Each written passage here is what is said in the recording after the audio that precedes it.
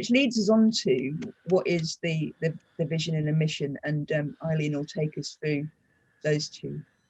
Okay, so as Lindsay said, we've kind of be creating that place for individuals to kind of meet each other and discuss, and very much this kind of concept, having a home, somewhere for people to go where they can feel safe and have those conversations, and people that they can they've got people who kind of support them through that, which really underpins the kind of the mission that we've set out for the House of PMO. So this association that we've created is really to exactly as it says on the tin there, just to create a home for PMO professionals. So it's a place where they can develop themselves, where they can support the development of others, but also to contribute to the development of the PMO profession. So the one word I think Lindsay kind of waltzed around but didn't actually use in all of the conversations so far is this concept of innovation. We will continue to innovate ways in which people can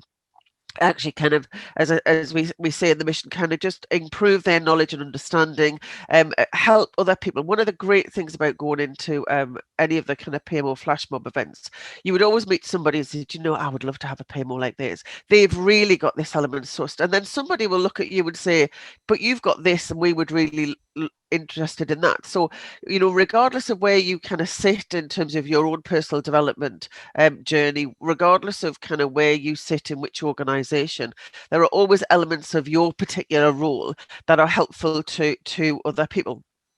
And the standards and the publications that we're starting now to develop are hopefully driving the PMO profession forwards. One of the great things, and really the kind of some of the great reward about spending all of that time doing the competency framework is both individuals and organizations have been saying to us, this is what we need. We've been looking for this for a long time. There's nobody actually kind of have got and pulled things together. So hopefully we're starting to kind of help organizations formalize and structure and have a shared language and terminology around PMOs in their organization, which has to help individuals as well as they kind of progress through their career.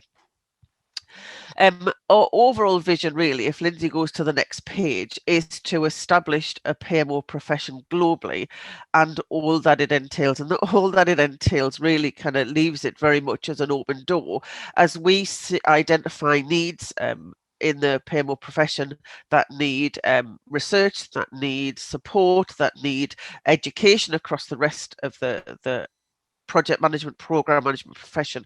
We will continue to do that. So just a couple of ways in which we know we've already kind of got planned in terms of progressing that vision forward is, first of all, is to continue to build up this community of practice.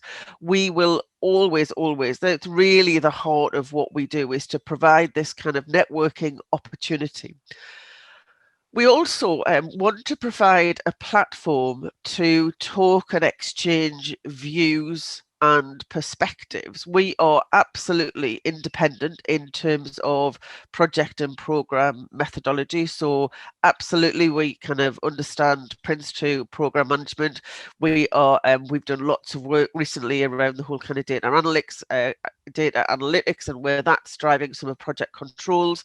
We are also have always been involved in looking at how the PMO looks at agile delivery. So really we are very kind of Catholic in our approach and encourage people to come in open debate and talk and agree. One of the things that I think is really useful is to be able to have that debate, to talk with people who, yes, absolutely share our passion for PMOs, but actually have different perspectives and perhaps have not had our experience or we've not had their experience, is to kind of get into that debate. So we will always continue to provide a platform for people to talk and exchange views.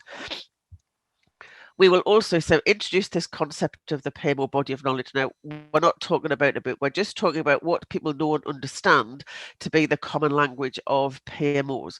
So we will continue to lead and sponsor research, and you'll see, those of you who've got the PMO competency framework, is that we've published that as the House of PMO, and we're looking to get some other publications that we can kind of release out there, use our community to share good work and increase the knowledge around the organisation, the profession. And then finally, we are going to continue developing standards and certification. So again, one of the things that we'll get onto in a little bit more detail is the certifications that we've just developed or in the process of releasing. And again, this is not something, we said all along that the House of PMO is not somebody who's going to be a training organisation, although we will continue to kind of share knowledge. What we want to do is to create some standards that allows other training organisations, so all of those organisations out there who train any kind of project programme management, hopefully they will pick up some of these additional certifications, and so we've got some standardised PMO training to PMO professionals and potential practitioners across the globe. So that's where we are with the House of PMO. Just one other thing, because I know somebody mentioned it on a previous webinar they did. We've created that as a public limited company, so just being absolutely open in terms of how that company's being created.